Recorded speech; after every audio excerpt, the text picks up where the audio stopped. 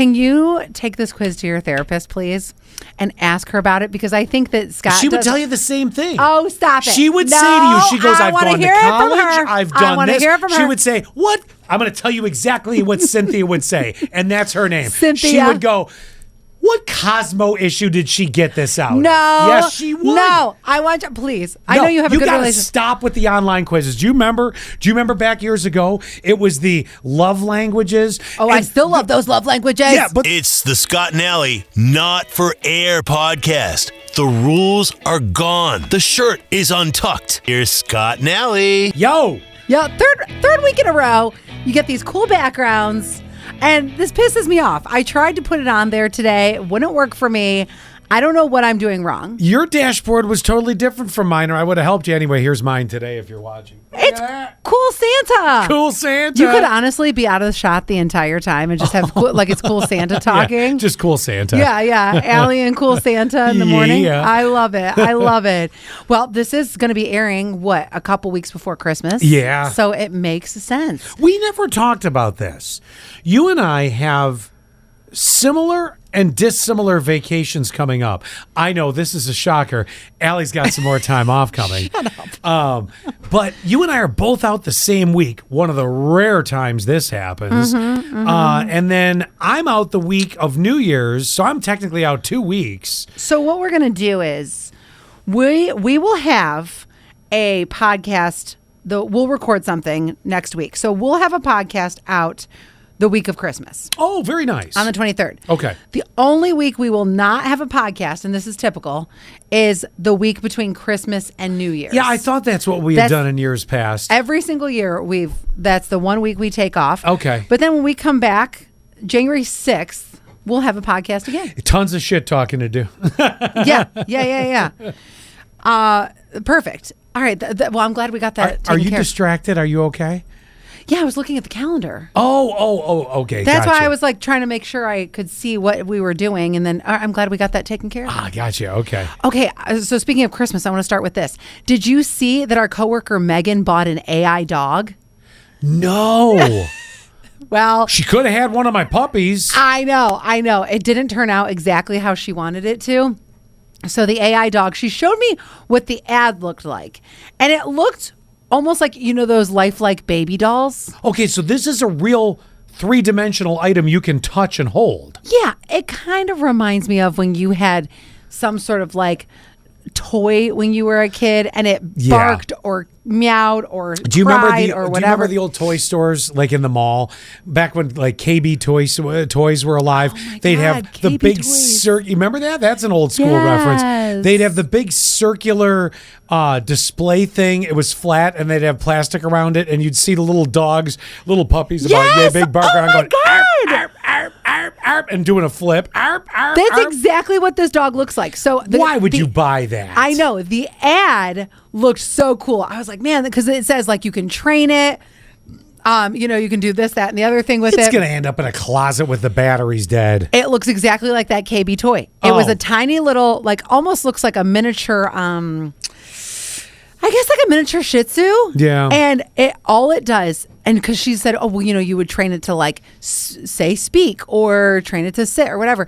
And she said that all it does is beep, beep, beep, beep, beep, beep. It just looks. Send it back. I know. But what happened was, here's where she got bamboozled. She bought one, but it was buy one, get one. So she's like, okay, so we're going to have. She's got 2 of these things. And then they could play and talk to each other because that was the thing is we can train it. Well, then she didn't realize that it was a bundle pack. So it was a buy 2, get 2. So then she thought, okay, I'm getting 4. Okay, fine, whatever.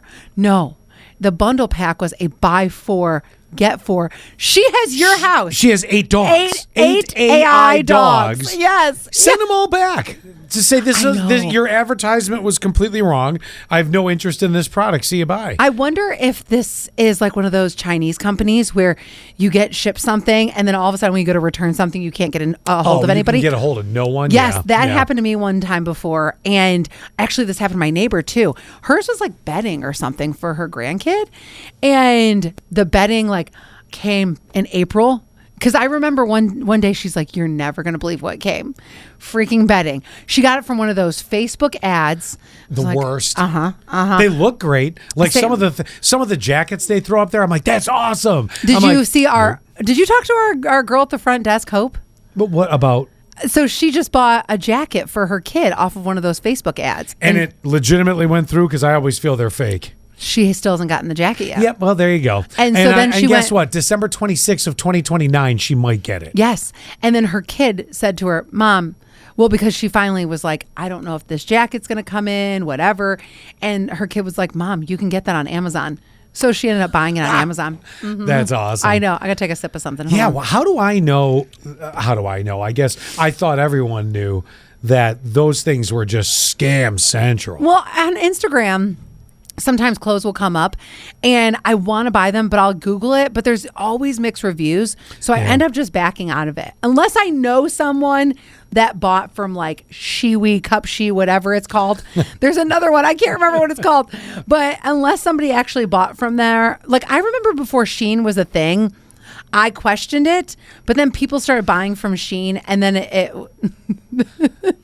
Scott's showing me his Santa. I did. I gave you a second of cool Santa. I told you could just get out of the shot and I can just talk to Santa Yeah, right? for 35 minutes. Okay. The other thing, is there anything else you have about the AI dog? Do you have any other questions? No, except I really hope she sends it back, but I feel she's not gonna. She's gonna be stuck with a closet full of 8 of these dumb things. That's the problem too. When you buy stuff that's like a Facebook ad or anything like that, you end up just getting stuck with it because the return process is more hassle than what it's worth. Stupid. It is so stupid. There are times too, I even order from Shein and I'm like, I'm not going to even return it. I have a girlfriend. She orders from Shein a lot and she posts her clothes, which I'm kind of grateful for because we're a similar size. And instead of shipping them back to Shein, because then you have to pay for it after so many, like I think you can ship back once without a charge, but she's to the point where she just, she's shipped too many times. So she will put her clothes up on Instagram or on Facebook, and I've gotten some good stuff from her because she doesn't want to pay for the shipping. It's too much of a hassle, to send it back, yeah. Yeah, exactly. But somebody else locally might like it. Yeah, that makes sense. Oh, yeah. I got a cute black jumper that I wore the other day to a speakeasy. I had never had an excuse to wear this, and I was like, you know what? And here's me. I am like hot shit, So I'm... I say, the person I was going with, I'm like, I want to dress up. And he's like, yeah, let's dress up.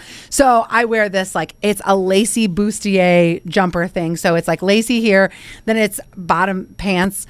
And I had a jacket, but it's so sexy that I was like, oh, I'm hot. So I take my jacket off. I wasn't even hot. I mean, after a couple cocktails, I was hot. But But I really wanted to show off this thing that I bought for my friend Stephanie. Okay, now the next thing is going to blow your mind. One of my girlfriends is doing something called ketamine therapy.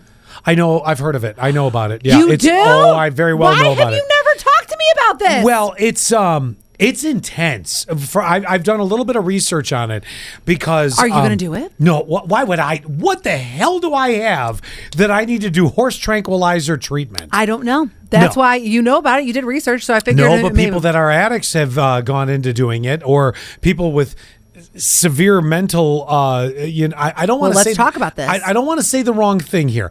I don't want to say mental instabilities, mental... well, here, let me tell you this.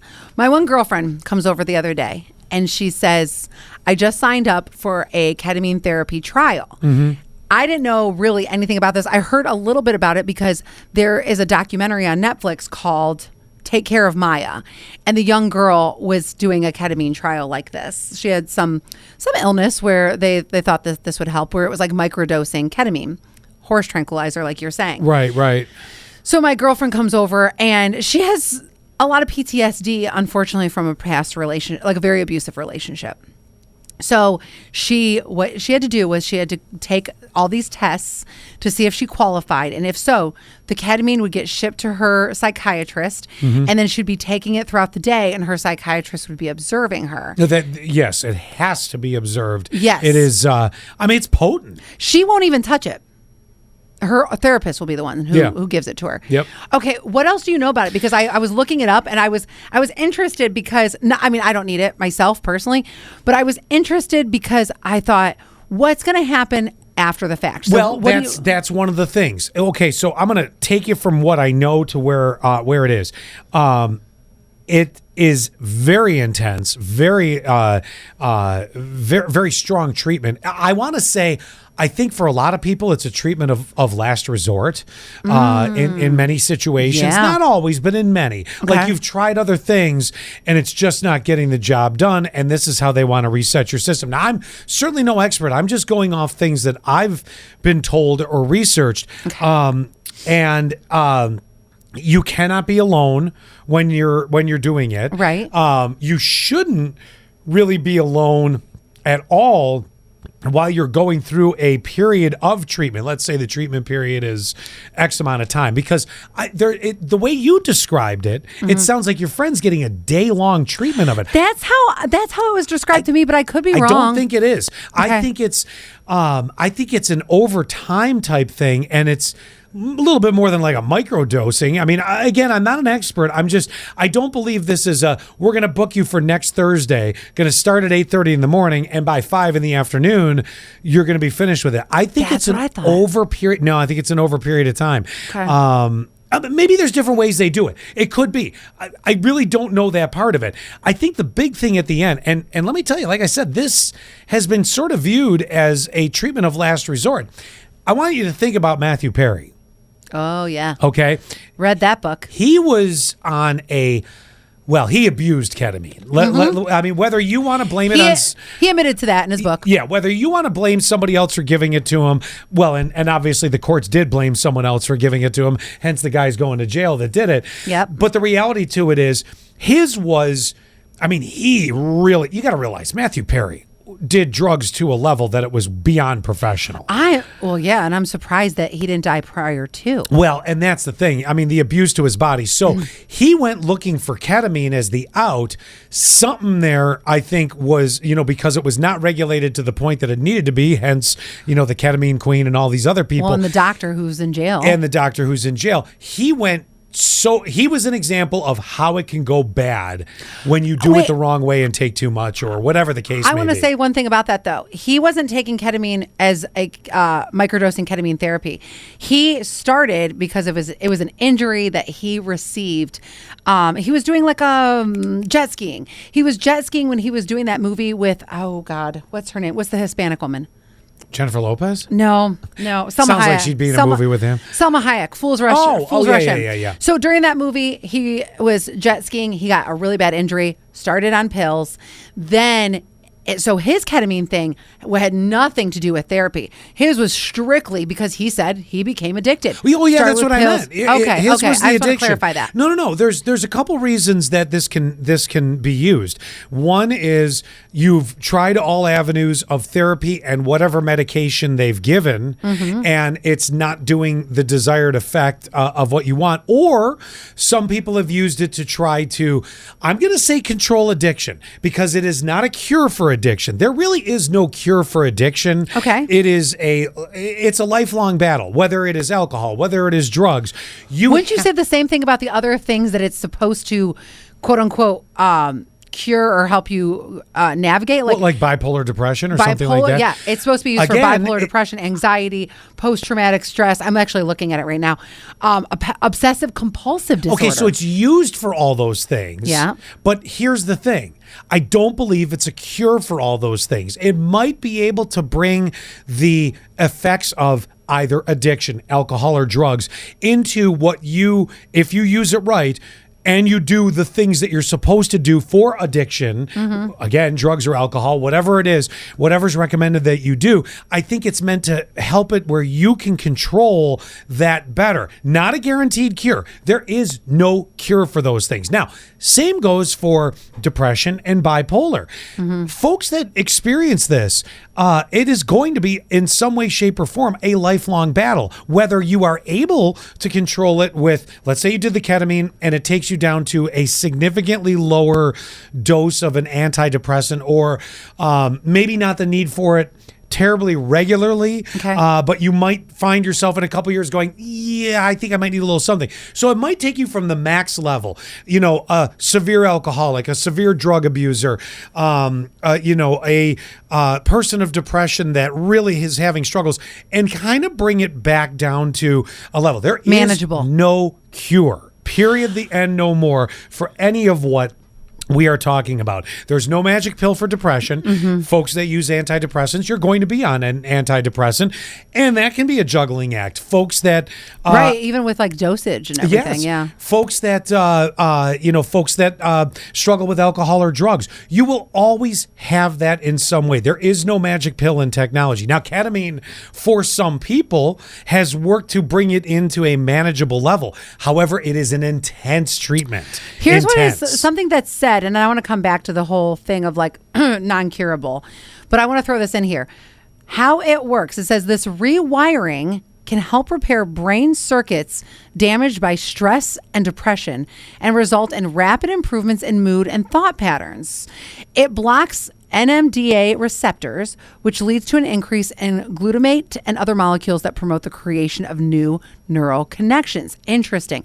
But you were saying like there's no cure for any of these things. Now, I have never struggled with alcohol, opioids, anything like that. But one of them that kind of jumped out to me. Now, my one girlfriend's going for PTSD from, like I said, an very abusive relationship. Hey, if it helps her be able to manage what keeps coming back to her and affecting her, that's great. You should be able to find a way to get to some happiness. One of them that jumped out, you had mentioned depression. And another thing that jumped out was acute suicidal ideation. And I think, now, again, I really don't have a connection to an alcoholic like you have had. But when it comes to, I've had the acute suicidal ideation. So I have had a friend who took his own life. And I'm thinking, if I was in that spot though, I might do this. At first I thought I would never do this. But then if I always was having suicidal ideation, I think I would do anything. Yeah, find some relief. Right, exactly. Now, here's the part that I don't know about. I really don't know this part. I only know what I've shared with you so far, which is, if it does something good, just make sure you're doing it right and, and all that. I don't know that it's and when I say the term one and done, I don't mean a one-time treatment. Like we said, we're not sure if this is, I thought it's an overtime, like a 6-week or something period. And what are the side effects too? Let's say neighing like a horse. How was your treatment today? Not bad. But I wouldn't want to become, like you said, Matthew Perry. I wouldn't want it to be something like that. Oh, he abused the ketamine though too. That's the problem. I know, so he went from abusing drugs severely and alcohol. Man, he really was. He was cross-pollinating. So he was all the way in on both. I mean, as far in as you can get. Really a miracle he was alive.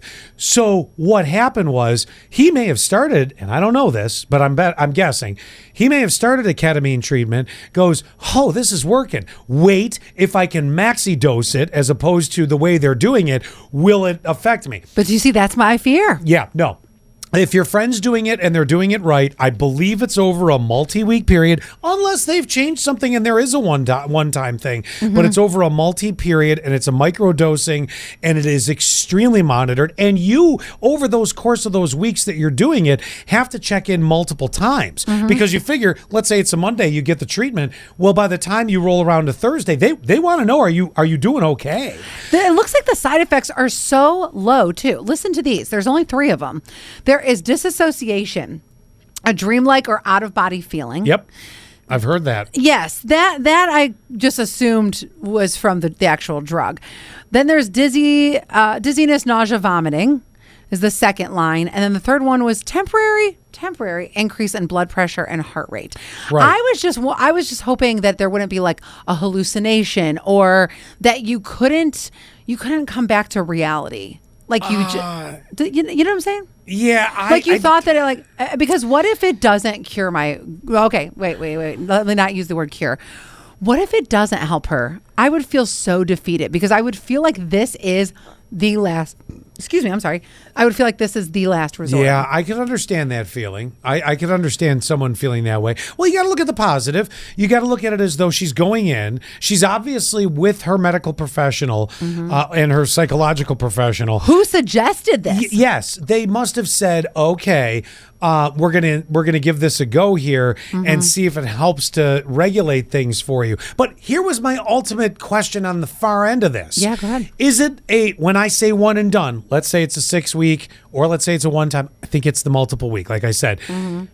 In 2 years, if you're slipping, do you go back and do another round of the 6 weeks, or in I would 5 think years? so, because I think there could be, like with alcoholism, even with anxiety, depression, suicidal ideation, I think that there's something that will, it can, not saying it will, but will throw you into that. Like, what if it was something that your ex-husband did to you? Maybe he beat the shit out of you or something. And then you got into another relationship and something that your new partner did threw you right into that. So yeah, I could see that. Or does it actually really rewire? Because it says it does. I don't. I am a person that's going to go, this is where I'm going to stand on this. There is no magic pill. There is no magic elixir. It may do remarkable things for a period of time. I believe that. It may, for some people, really change their life forever. But again, if you're an alcoholic, you are always an alcoholic. There is no magic pill. I don't care how long you have not been drinking. You could wake up tomorrow and you're in a battle every single day for this. I've learned this. I've gone through, not gone through like it's a course. I've been to many Al-Anon meetings, and which is the other side of AA. I think you're right. My cousin has said this. So my cousin leads AA. She is a former addict, and so is her husband. And she's even, and I want to say joked, but I don't mean joked, but like something has happened where she's been in a stressful situation, and she's like, this is where I would have drank before, or I would have taken something before. And I think that she's thought about that for her husband too. If he gets in this situation, it's like, it's the same as putting the potato chips on the bowl, or I'm sorry, the bowl of potato chips on the table, that if that comes back into your life, that could be that triggering thing. Yeah. I mean, it's a lifelong battle. Maybe the ketamine will alleviate some of it, but I would never say that it's gone and over with and out of your life. And I hope it works for your friend. I'll let you know. I hope what's that? I'll let you know.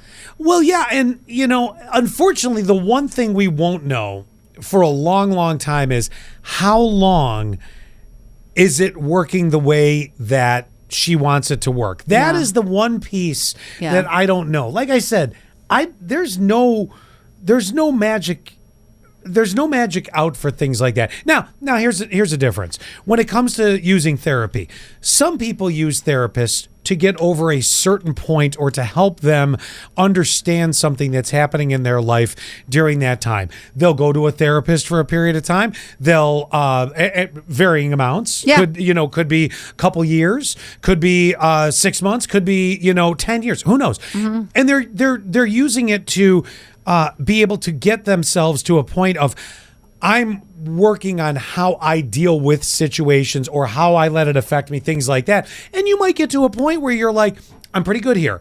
I think I now have that. Sometimes they'll even do it, take bigger breaks and go, I'm good.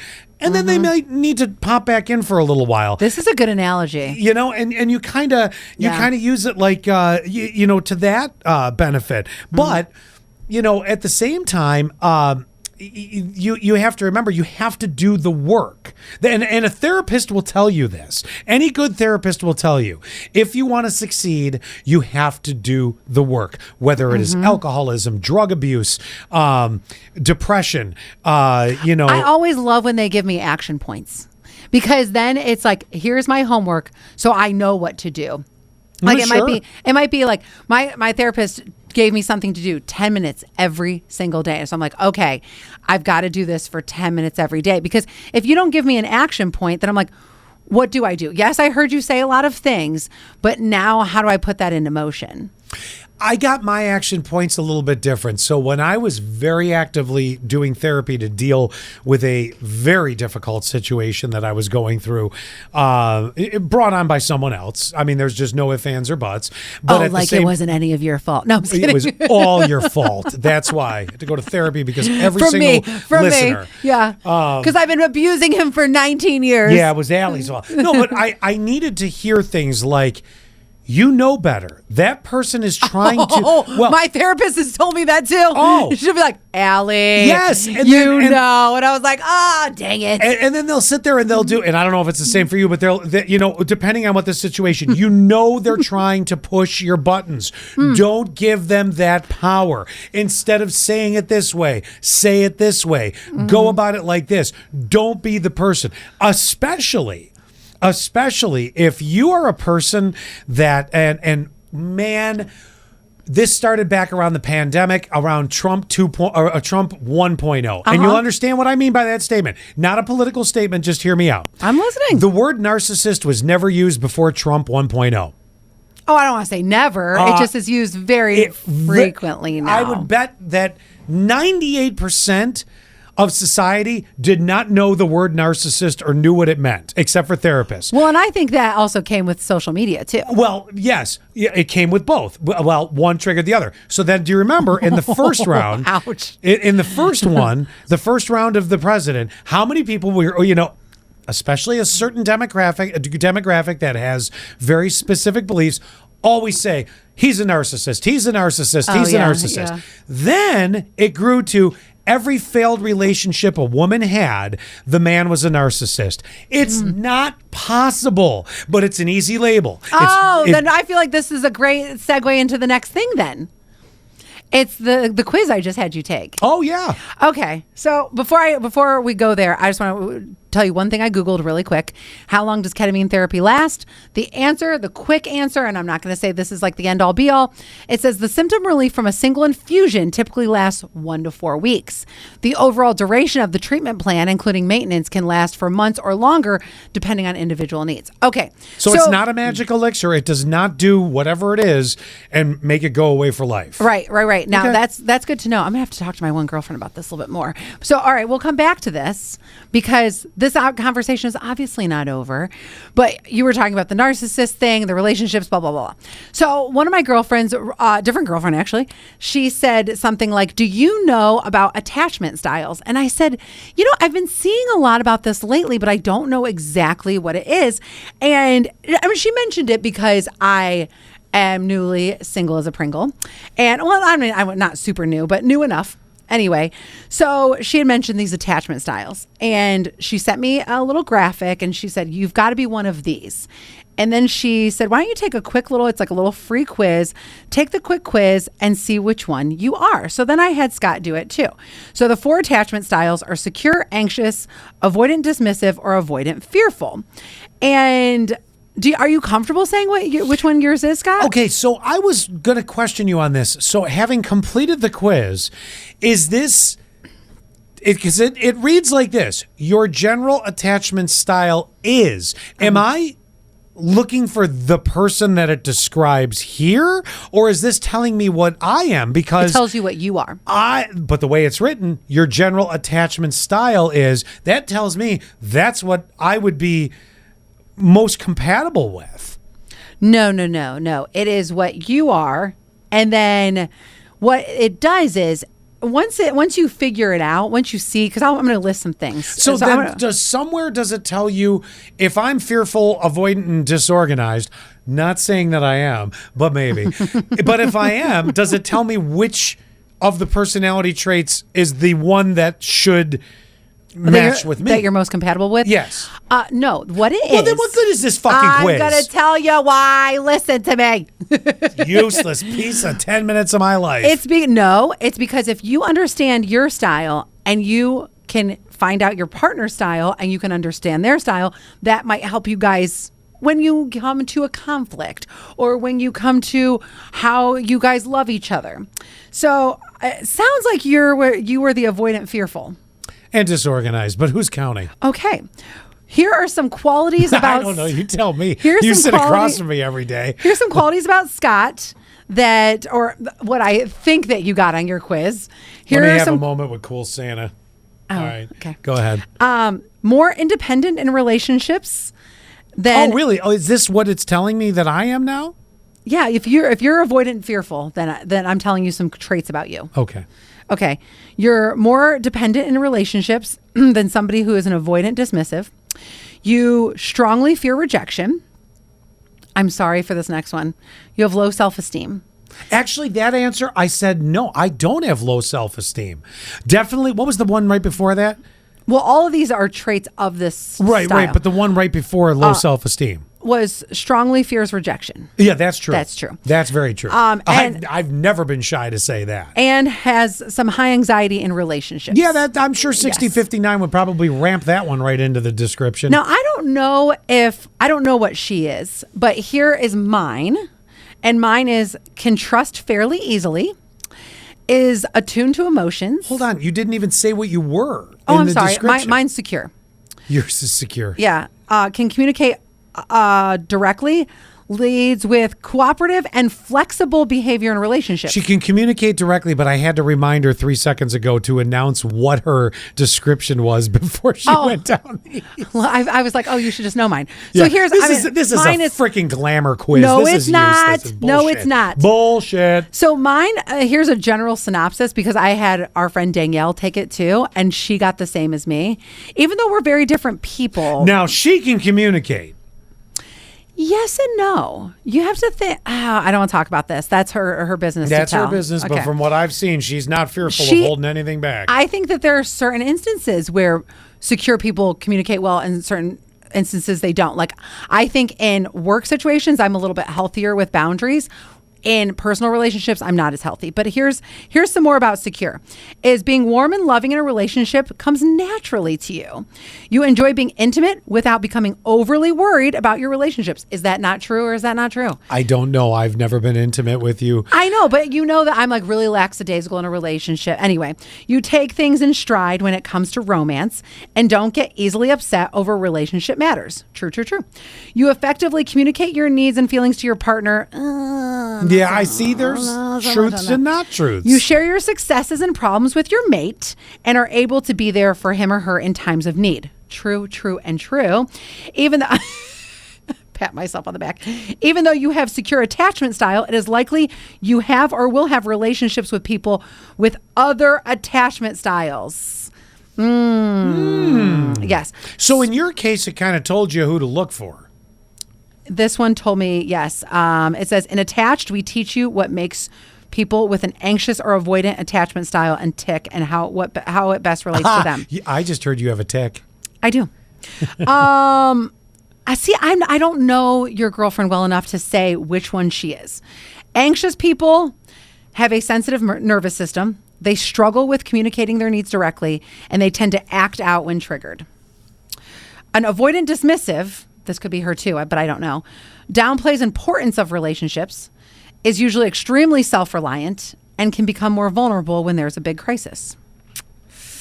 I don't know hers, but I'm just saying, I think that she should take it, and that way when you guys have a conflict, I'm not saying you guys fight frequently, but when you have a conflict, you can go, oh, I understand because she's an avoidant or she's anxious or whatever. Nah, to me, this is definitely one of those Cosmo quizzes. It's not. I mean, it got 2 out of 3 pretty on point for me. But you know what? I could take 4 of these and they'd all come up, well, you got 4 out of 5 or 3 out of 6. This sounds like you before you went to therapy when you were like, I don't need a therapist. Blah, no. blah. I don't need to sit here and have a Cosmo quiz.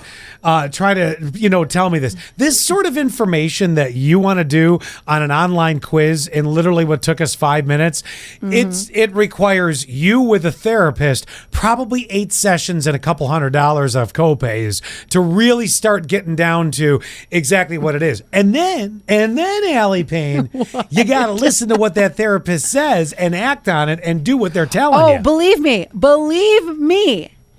My therapist, I do now. Now I do. 100% of the time? Okay, not 100% of the time. No, it's hard. Listen, I want to be the first to let you know.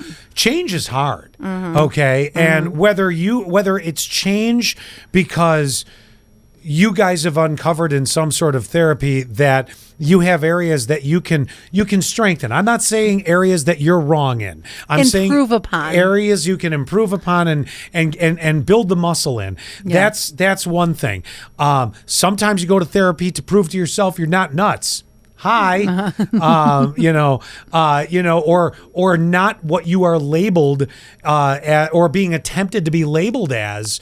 And let me tell you, it's real nice when a therapist looks you dead in the eye and says, I gave you the test. I've sat here with you on multiple occasions.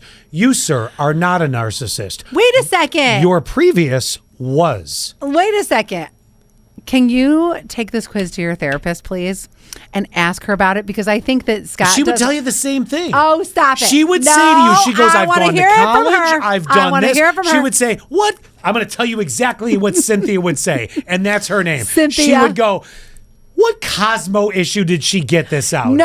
Yes, she would. No. I want you, please. I know you have a good gotta relationship. stop with the online quizzes. Do you remember back years ago? It was the love languages. Oh, I still love those love languages. Yeah, but the love languages, the problem is they were like in the beginning, there are 4 love languages. This is all you 5, can be. but okay. Every one of them bleed into another in different areas. What that is you have your primary, you have your secondary, but it doesn't mean I you don't. know what that's called? We fucked it up on the first round, No. so we got to add more. No, mine is absolutely quality time and acts of service. Okay, The that's only what you thing want. Yes, that's my Yes. love language. I Okay. know.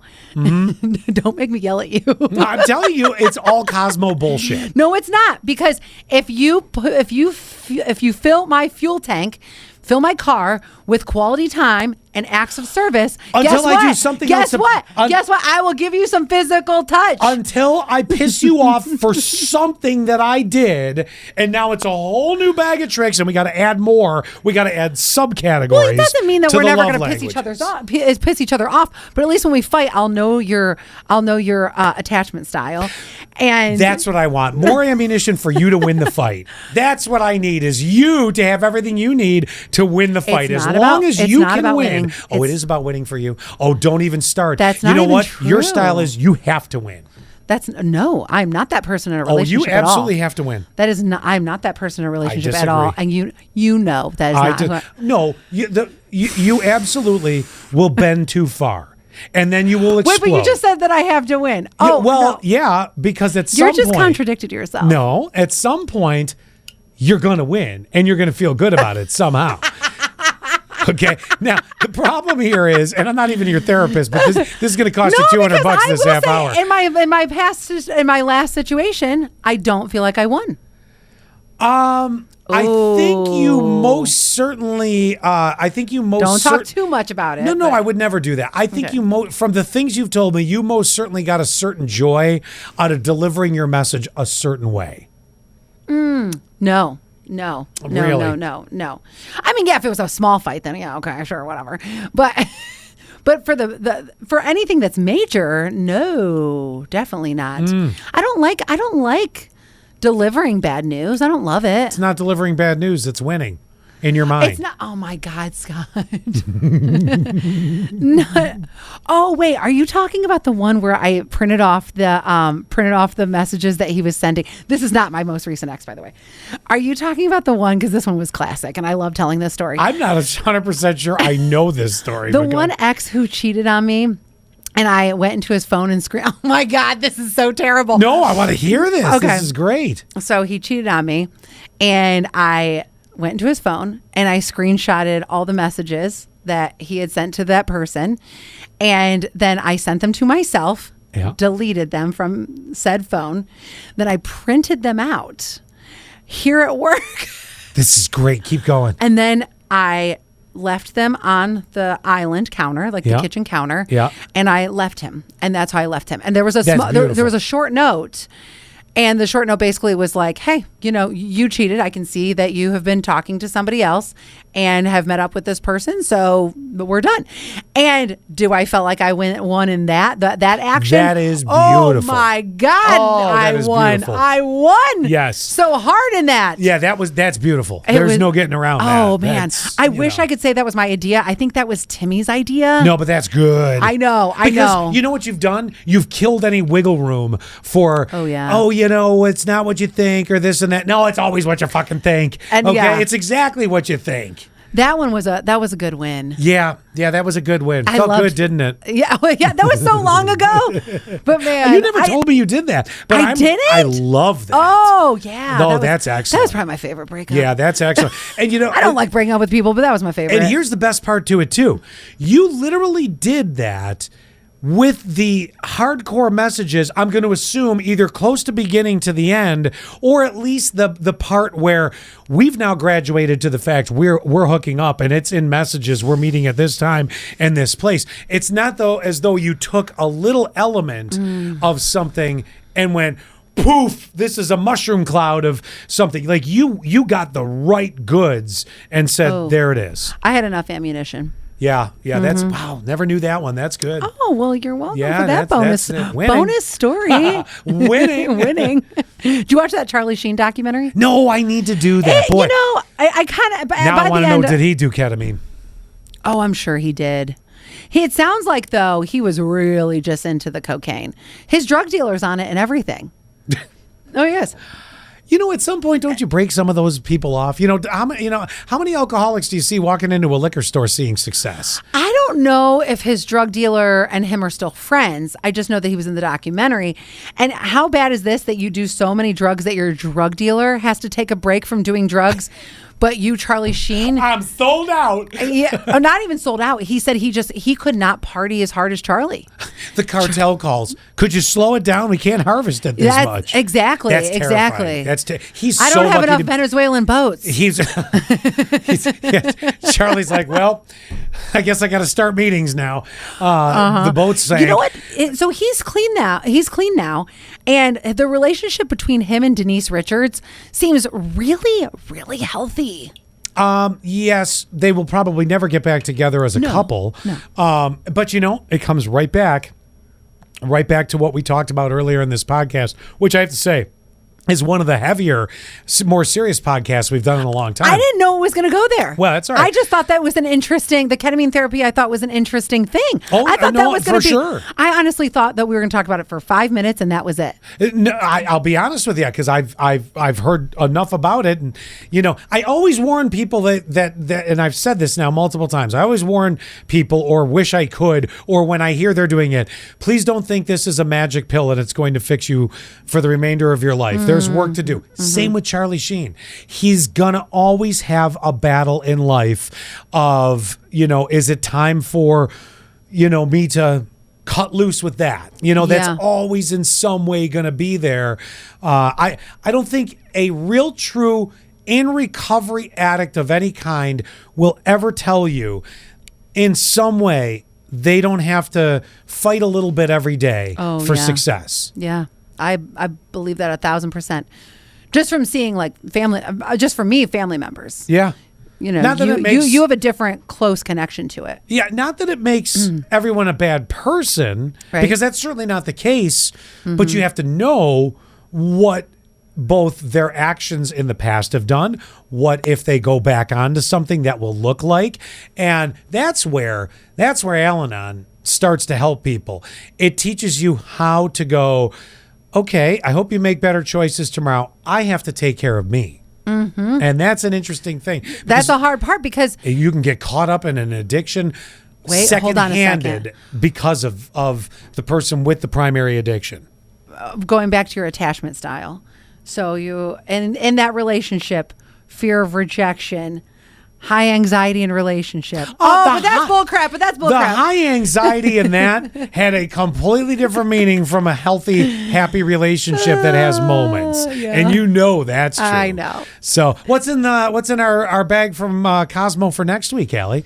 I don't know. I have to. You gonna tell me how to put on my makeup perfectly? Is that the next article? Shut up. Did you want to take end on all a happier? That bullshit? Listen, seriously, take all this bullshit. Love languages, whatever this quiz was we took to connect to the connector of the connect the dots. Attachment styles. Take it all as a fun little way to examine. But don't take it as gospel, please. No, it's not even that. I think it's figuring out, it's a dance with the other person. It's figuring out the other person. And can you guys the two people involved, can you two figure out your attachment styles and be okay with them while everyone is still respectful to each other? I know mine with you. You make me take stupid Cosmo quizzes, and I do it, and then this happens. Scott, can't say no. Fear of rejection. Oh, yeah, that's it. And so you're going to do everything that I ask you to do. Yeah, never. Bye, guys. But what a long podcast, but it was fun. I know. I love that. All right. Till next week. See ya. Bye. Well, that was fun. Wasn't that fun? That was fun. Do us a favor, will you? Subscribe. Share the Scott and Allie Not for Air podcast. Touch our buttons. We know you want to.